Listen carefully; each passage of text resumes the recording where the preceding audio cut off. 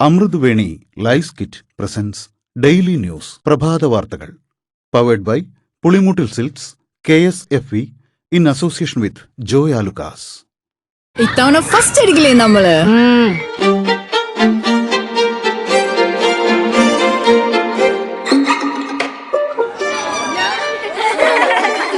കുട്ടികൾക്കൊക്കെ പെയിൻ ശല്യം ഉണ്ടാകും. അതുകൊണ്ട് ലൈസ് കിറ്റ് ഉപയോഗിച്ച് ക്ലാസ്സിൽ വരാൻ പ്രത്യേക ശ്രദ്ധിക്കണം. ലൈസ് കിറ്റ് ലൈസ് റിമൂവർ പെയിൻ ശല്യത്തിൽ നിന്നും ഉടനടി ആശ്വാസം. നമസ്കാരം, ഞാൻ നീതു കൃഷ്ണ.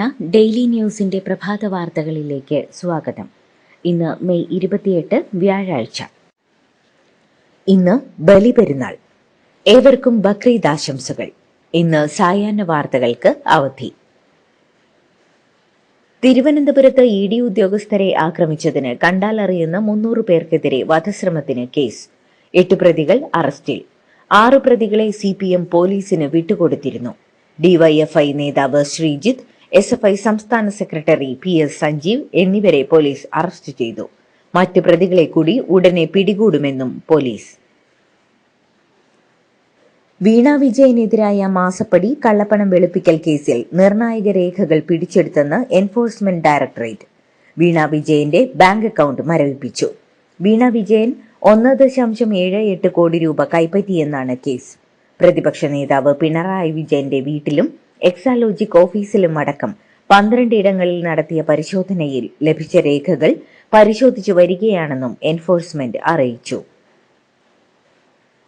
ഇവന്മാരെ കൊല്ലട എന്നാക്രോശിച്ച് മാരകായുധങ്ങളുമായി ആക്രമിച്ചെന്ന് CPM പ്രവർത്തകർക്കെതിരെ FIR.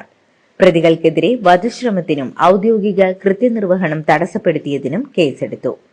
വാഹനം തല്ലി തകർത്തതിന് PDPP ആക്ടും ചുമത്തി. ED assistant director V Sanath റെഡ്ഡിയുടെ പരാതി അനുസരിച്ചാണ് കണ്ടാലറിയാവുന്ന 300 പേർക്കെതിരെ കേസെടുത്തത്. 3 ലക്ഷം രൂപയുടെ നാശനഷ്ടമുണ്ടായതായും FIR-ൽ പറയുന്നു. തിരുവനന്തപുരത്ത് എൻഫോഴ്സ്മെന്റ് ഡയറക്ടറേറ്റ് ഉദ്യോഗസ്ഥർക്കെതിരെ നടന്ന ആക്രമണത്തെക്കുറിച്ച് കേന്ദ്ര ആഭ്യന്തര വകുപ്പ് സംസ്ഥാന സർക്കാരിനോട് റിപ്പോർട്ട് തേടി. ഗവർണറും DGPയോട് റിപ്പോർട്ട് തേടി. DGP ഫോണിൽ വിവരങ്ങൾ അറിയിച്ചു. എൻഫോഴ്സ്മെന്റ് ഡയറക്ടറും റിപ്പോർട്ട് തേടിയിട്ടുണ്ട്. CMRL കേസുമായി ബന്ധപ്പെട്ട് വീണ വിജയന്റേതടക്കം 242 അക്കൗണ്ടുകളിലായി 18.36 കോടി രൂപ മരവിപ്പിച്ചെന്ന് എൻഫോഴ്സ്മെന്റ് ഡയറക്ടറേറ്റ്. CMRL-ൽ നിന്ന് പണം കൈപ്പറ്റിയ മറ്റുള്ളവർക്ക് എതിരെയും അന്വേഷണം ആരംഭിച്ചിട്ടുണ്ടെന്നും ED അറിയിച്ചു. എൻഫോഴ്സ്മെന്റ് ഉദ്യോഗസ്ഥർക്ക് പോലീസ് സുരക്ഷ ഒരുക്കിയില്ലെന്ന ആരോപണം ശരിയല്ലെന്ന് ആഭ്യന്തരമന്ത്രി രമേശ് ചെന്നിത്തല. പോലീസിനെ അറിയിക്കാതെ കേന്ദ്രസേനയുമായാണ് എൻഫോഴ്സ്മെന്റ് റെയ്ഡിന് എത്തിയത്. കൂടുതൽ CPM പ്രവർത്തകർ സംഭവസ്ഥലത്ത് എത്തിയതറിഞ്ഞ് സുരക്ഷയ്ക്ക് പോലീസുകാരെ നിയോഗിച്ചു. പരിശോധന പൂർത്തിയാക്കി പുറത്തുപോകാൻ പോലീസ് സംരക്ഷണം വേണമെന്ന് എൻഫോഴ്സ്മെന്റ് അധികൃതരോ കേന്ദ്രസേനയോ ആവശ്യപ്പെട്ടില്ല. ഇതേസമയം നിയമം കയ്യിലെടുക്കാൻ എത്ര ഉന്നതരായാലും അനുവദിക്കില്ലെന്നും അദ്ദേഹം പറഞ്ഞു.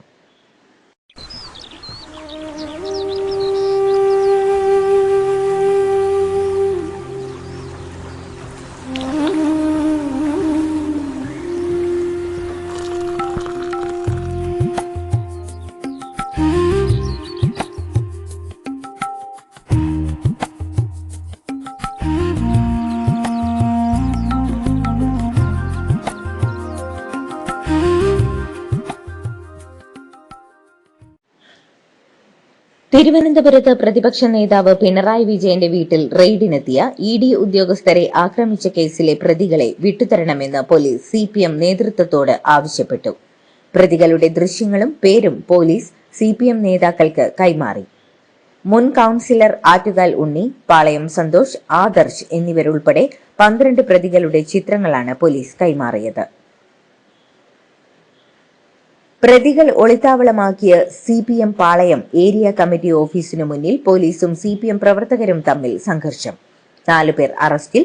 മനോജ്, ജീവൻ, ശ്രീജിത്ത്, ഷാഹിൻ എന്നിവരാണ് അറസ്റ്റിലായത്.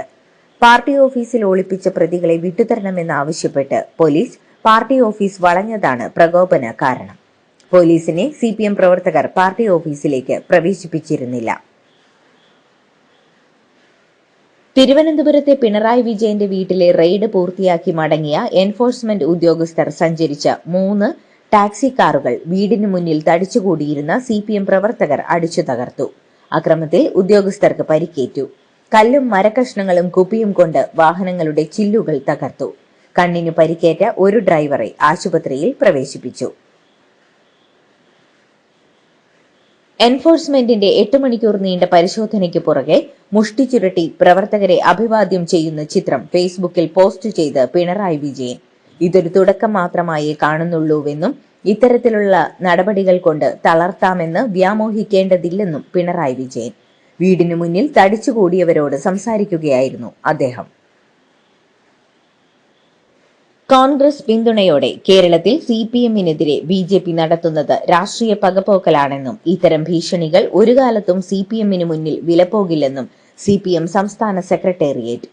പിണറായി വിജയനെയോ അദ്ദേഹത്തിന്റെ പ്രസ്ഥാനത്തെയോ തകർക്കാമെന്ന വ്യാമോഹം BJPക്ക് വേണ്ട, സെക്രട്ടേറിയറ്റ് വാർത്താക്കുറിപ്പിൽ പറഞ്ഞു. ഡൽഹിയിൽ എൻഫോഴ്സ്മെന്റ് ഡയറക്ടറേറ്റ് ആസ്ഥാനത്തേക്ക് മാർച്ച് നടത്തിയ CPM നേതാക്കളെ അറസ്റ്റ് ചെയ്തു നീക്കി. CPM general secretary MA baby അടക്കമുള്ള നേതാക്കളെയാണ് അറസ്റ്റ് ചെയ്തത്. പിണറായി വിജയന്റെ വസതിയിൽ ED റെയ്ഡ് നടത്തിയ സംഭവത്തിൽ പ്രതികരിക്കാതെ മുഖ്യമന്ത്രി VD സതീശൻ. പലതവണ മാധ്യമങ്ങൾ സമീപിച്ചെങ്കിലും മുഖ്യമന്ത്രി പ്രതികരിച്ചില്ല. പിണറായി വിജയന്റെ വസതിക്ക് മുന്നിൽ ED ഉദ്യോഗസ്ഥർക്കും അവരുടെ വാഹനത്തിനും നേരെ നടന്ന ആക്രമണം ലജ്ജാകരമാണെന്ന് BJP സംസ്ഥാന അധ്യക്ഷൻ രാജീവ് ചന്ദ്രശേഖർ. CPMനെ സംരക്ഷിക്കാൻ കോൺഗ്രസ് നയിക്കുന്ന സംസ്ഥാന സർക്കാർ മൗനം പാലിക്കുകയാണെന്നും അദ്ദേഹം വിമർശിച്ചു. മുഖ്യമന്ത്രി VD സതീശൻ ന്യൂഡൽഹിയിൽ കേന്ദ്ര ആഭ്യന്തരമന്ത്രി അമിത് ഷായുമായി കൂടിക്കാഴ്ച നടത്തി. കേരളത്തിലെ വികസന കാര്യങ്ങളും സംസ്ഥാനവുമായി ബന്ധപ്പെട്ട വിവിധ കേന്ദ്ര പദ്ധതികളുടെ പുരോഗതിയും കൂടിക്കാഴ്ചയിൽ ചർച്ചയായി. കൂടാതെ ആഭ്യന്തര സുരക്ഷയിലും സേനാ നവീകരണത്തിലും കേന്ദ്രത്തിന്റെ പിന്തുണ തേടി. 20 വർഷത്തെ ജയിൽവാസത്തിന് ശേഷം അബ്ദുൾ റഹീം മോചിതനായി ഇന്ന് നാട്ടിലെത്തും. റിയാദിൽ നിന്ന് പുറപ്പെട്ട അദ്ദേഹം രാവിലെ 7:35 കരിപ്പൂർ വിമാനത്താവളത്തിൽ ഇറങ്ങും. ജയിൽ ഉദ്യോഗസ്ഥരാണ് റഹീമിനെ സൗദി എയർപോർട്ടിൽ എത്തിച്ച് എമിഗ്രേഷൻ ഉൾപ്പെടെയുള്ള നടപടിക്രമങ്ങൾ പൂർത്തിയാക്കിയത്.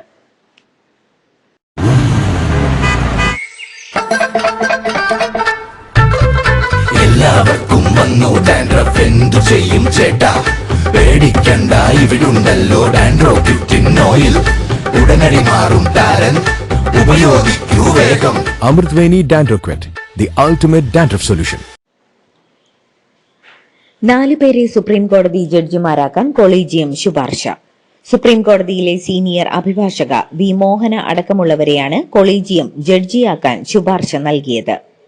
പഞ്ചാബ് ഹരിയാന ഹൈക്കോടതി chief justice she'll Nagu, Bombay ഹൈക്കോടതി ചീഫ് ജസ്റ്റിസ് ചന്ദ്രശേഖർ, ജമ്മു കാശ്മീർ ലഡാക്ക് ഹൈക്കോടതി ചീഫ് ജസ്റ്റിസ് അരുൺ പാലി എന്നിവരെയും ജഡ്ജിമാരാക്കാൻ ശുപാർശ നൽകി.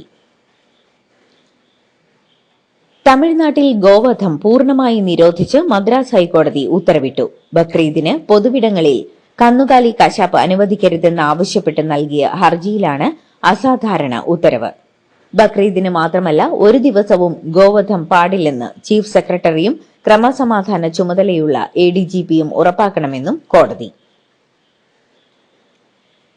ഇന്ത്യയിൽ എബോള കേസ് റിപ്പോർട്ട് ചെയ്തിട്ടില്ലെന്ന് കേന്ദ്ര ആരോഗ്യ മന്ത്രാലയം. ഉഗാണ്ടയിൽ നിന്ന് ബാംഗ്ലൂർ വിമാനത്താവളത്തിൽ എത്തിയ യുവതിയുടെ പരിശോധനാ ഫലം നെഗറ്റീവാണ്. നേരിയ ശരീരവേദനയൊഴിച്ചാൽ യുവതിക്ക് മറ്റ് ആരോഗ്യ പ്രശ്നങ്ങളൊന്നും ഉണ്ടായിരുന്നില്ല. തമിഴ്നാട് മുഖ്യമന്ത്രി C. ജോസഫ് വിജയ് പ്രധാനമന്ത്രി നരേന്ദ്രമോദിയുമായി കൂടിക്കാഴ്ച നടത്തി. സംസ്ഥാനത്തിന്റെ ദീർഘകാല ആവശ്യങ്ങൾ ഉൾക്കൊള്ളുന്ന നിവേദനവും അദ്ദേഹം സമർപ്പിച്ചു. എൻഫോഴ്സ്മെന്റ് ഡയറക്ടറേറ്റ് സർക്കാരിന്റെ സൈന്യമല്ലെന്നും ജനങ്ങളുടെ നികുതി പണം ഉപയോഗിച്ചാണ് പ്രവർത്തിക്കുന്നതെന്നും തൃണമൂൽ കോൺഗ്രസ് MP മഹുവ മൊയ്ത്ര. EDയുടെ നടപടി പ്രതിപക്ഷ നേതാക്കൾക്കെതിരെ മാത്രമാണ്. പിണറായി വിജയന്റെ വസതിയിൽ എൻഫോഴ്സ്മെന്റ് ഡയറക്ടറേറ്റ് നടത്തിയ റെയ്ഡിനെതിരെ പ്രതികരിക്കുകയായിരുന്നു അവർ. എയർ ഇന്ത്യയുടെ ഡൽഹി സാൻ ഫ്രാൻസിസ്കോ വിമാനം സാങ്കേതിക തകരാർ മൂലം ഡൽഹിയിൽ തിരിച്ചിറക്കി. 230 യാത്രക്കാരുമായി പറന്നുയർന്ന് 8 മണിക്കൂറിലധികം സഞ്ചരിച്ച ശേഷമാണ് വിമാനം തിരിച്ചിറക്കിയത്. മൌണ്ട് എവറസ്റ്റ് കീഴടക്കി തിരിച്ചിറങ്ങുന്നതിനിടെ മരിച്ച ഹൈദരാബാദ് സ്വദേശിയായ IT പ്രൊഫഷണൽ അരുൺകുമാർ തിവാരിയുടെ ഭൌതിക ശരീരം എവറസ്റ്റ് കൊടുമുടിയിൽ തന്നെ ഉപേക്ഷിക്കാൻ കുടുംബം തീരുമാനിച്ചു. മലനിരകളോടുള്ള അദ്ദേഹത്തിന്റെ കടുത്ത പ്രണയത്തെ ഓർത്താണ് കുടുംബം ഈ തീരുമാനം എടുത്തത്. IPLൽ രാജസ്ഥാൻ റോയൽസ് രണ്ടാം ക്വാളിഫയറിന് യോഗ്യത നേടി. എലിമിനേറ്ററിൽ 15-കാരൻ വൈഭവ് സൂര്യവംശിയുടെ മാസ്മരിക ബാറ്റിംഗിന്റെ കരുത്തിലാണ് രാജസ്ഥാൻ 47 റൺസിന് സൺറൈസേഴ്സ് ഹൈദരാബാദിനെ തകർത്തത്. ആദ്യം ബാറ്റ് ചെയ്ത രാജസ്ഥാൻ 20 ഓവറിൽ 8 വിക്കറ്റ് നഷ്ടത്തിൽ 243 റൺസ് അടിച്ചപ്പോൾ മറുപടി ബാറ്റിംഗിനിറങ്ങിയ ഹൈദരാബാദ് 19.2 ഓവറിൽ 196 റൺസിന് ഓൾ ഔട്ടായി. 29 പന്തിൽ 97 റൺസ് എടുത്ത വൈഭവ് സൂര്യവംശിയാണ് രാജസ്ഥാന്റെ ടോപ്പ് സ്കോറർ. രാജസ്ഥാനു വേണ്ടി ജോഫ്ര ആർച്ചർ 58 റൺസിന് 3 വിക്കറ്റ് എടുത്തപ്പോൾ രവീന്ദ്ര ജഡേജ 2 വിക്കറ്റ് വീഴ്ത്തി. നാളെ ന്യൂ ചണ്ഡീഗഡിൽ നടക്കുന്ന രണ്ടാം ക്വാളിഫയറിൽ ഗുജറാത്ത് ടൈറ്റൻസുമായി രാജസ്ഥാൻ പൊരുതും. IPL മത്സരങ്ങൾ സെപ്റ്റംബർ ഒക്ടോബർ മാസങ്ങളിലേക്ക് മാറ്റാൻ BCCI ആലോചിക്കുന്നു. മാർച്ച് മുതൽ മെയ് വരെയുള്ള കടുത്ത ചൂടുള്ള കാലാവസ്ഥയിൽ മത്സരം നടത്തുന്നത് കളിക്കാർക്ക് കടുത്ത ശാരീരിക ക്ഷീണം ഉണ്ടാക്കുന്നുണ്ടെന്ന റിപ്പോർട്ടിന്റെ അടിസ്ഥാനത്തിലാണ് മാറ്റത്തിനുള്ള ആലോചന. ICC ടെസ്റ്റ് ടീം റാങ്കിങ്ങിൽ 104 റേറ്റിംഗ് പോയിന്റുമായി ഇന്ത്യൻ ടീം 3-ാം സ്ഥാനം നിലനിർത്തി. 24 മത്സരങ്ങളിൽ നിന്ന് 131 റേറ്റിംഗുമായി ഓസ്ട്രേലിയയാണ് ടെസ്റ്റ് റാങ്കിങ്ങിൽ 1-ാം സ്ഥാനത്ത്. 119 റേറ്റിംഗ് പോയിന്റുമായി ദക്ഷിണാഫ്രിക്ക 2-ാം സ്ഥാനത്താണ്. പാകിസ്ഥാനെതിരെ നടന്ന ടെസ്റ്റ് പരമ്പരകളിൽ ചരിത്ര വിജയം നേടിയ ബംഗ്ലാദേശ് ടീം റാങ്കിങ്ങിലും പ്ലെയർ റാങ്കിങ്ങിലും വൻ കുതിപ്പാണ് നടത്തിയത്. ഇതോടുകൂടി ഡെയിലി ന്യൂസിന്റെ ഇന്നത്തെ പ്രഭാത വാർത്തകൾ സമാപിക്കുന്നു. ഡെയിലി ന്യൂസിനു വേണ്ടി വാർത്തകൾ വായിച്ചത് നീതു കൃഷ്ണ. ഡെയിലി ന്യൂസ് ലൈവ്.in വാർത്തകൾ വിരൽ തുമ്പിൽ.